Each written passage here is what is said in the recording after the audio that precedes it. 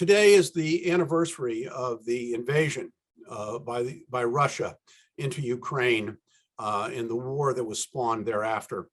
According to the Council on Foreign Relations, the war in Ukraine was not supposed to be raging for more than a year, with brutal fighting in the country's south and east.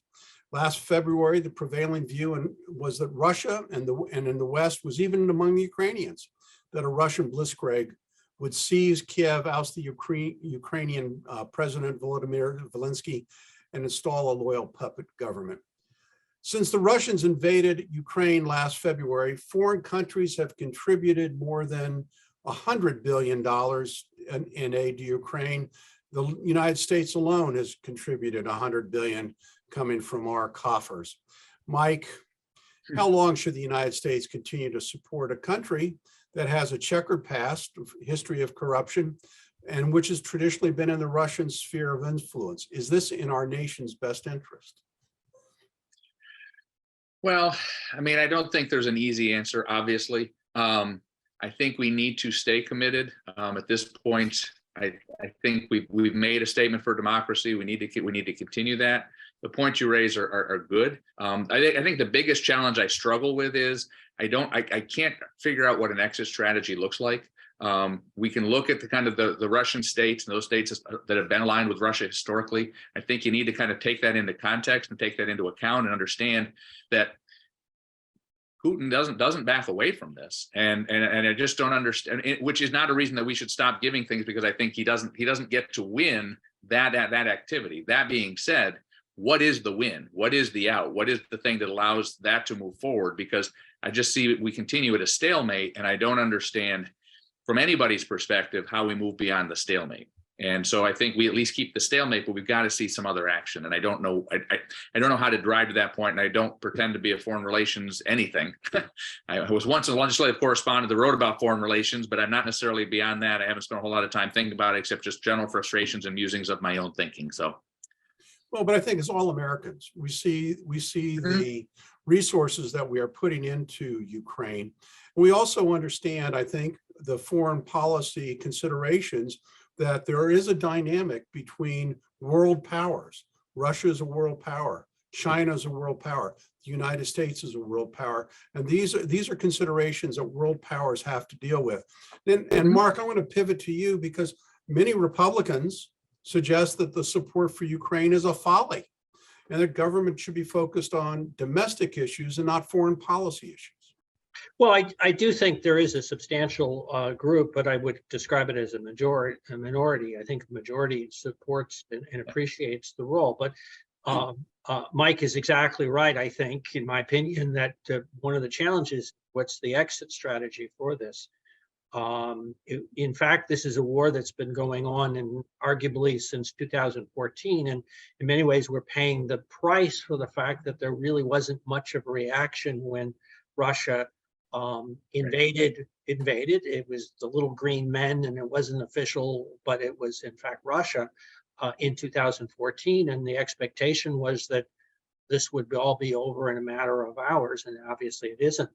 That said, to my Republican friends, I would point out that very much the elephant in the room ought to be the fact that China is watching, communist China is watching this very carefully to see what happens.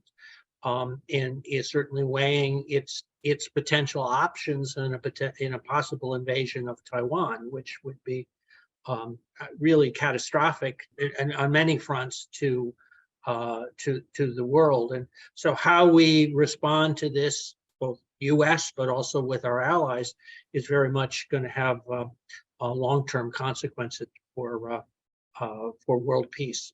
Well, I think what everyone worries about, Mike, is the expansion of the war just beyond giving aid to actually involvement. And that's certainly a concern. At what point do we stop supporting Ukraine? I don't know that there is. I think Mark raises a great point. When you look at China and Taiwan, when you look at the UN vote today, where you have a number of African nations abstaining or voting against, I think that there is a larger geopolitical issue here, and I think that's the part that we need to start thinking about how to address. I don't think you can necessarily back away from Ukraine, because I think the minute you do, a lot of other dominoes start to fall, using a bad foreign policy analogy from many years ago. But I think that that's something we've got to be mindful of. And so the question is, rather than backing away, what are we moving forward, and what is the exit strategy that allows us to get to the next step? And I think that's the piece that's got to get done, not the backing away piece. Well, I'm generally critical of anything the Biden administration does, but I think in this one instance, I think they've tried to balance our involvement very adroitly. I mean, the fact is that there is a tipping point that would lead to further conflict, not only with Russia, but with China. And I think we've tiptoed our way into kind of ankle deep water here. And I think it's appropriate. I mean, look, I'm a Cold Warrior. I grew up, a Cold Warrior. I worked for Senator Scoop Jackson. I believe that, we have conflicts here. And I think that the enemy of my enemy is my friend, and that's Ukraine right now. Yep. And I think weakening this Russia is a benefit to the United States in its ultimate adversary with China, because you can't have be aligned against two superpowers. And I'm happy to see a weakened Russia as a result of all of this. So I'll give each of you the last word. Go ahead, Mark. Well, I was going to say, I think you're exactly right. And I think part of the challenge is that Putin sees this as a long-term proposition. And frankly, Americans in the West are beginning to appreciate the fact that it's hard to sustain something for a long term. I think that's right. And I think the other piece we don't fully appreciate are the legacy and the histories that have taken place and the changes that have occurred in Eastern Europe and in Russia. And I think that that's difficult for us to understand and comprehend, and which I think only further reinforces the adroit engagement that we've had thus far. Again, but then working towards some type of exit strategy. And I'm going to grab the last word. I mean, I think we look to the Korean War as a possible template for how this can end.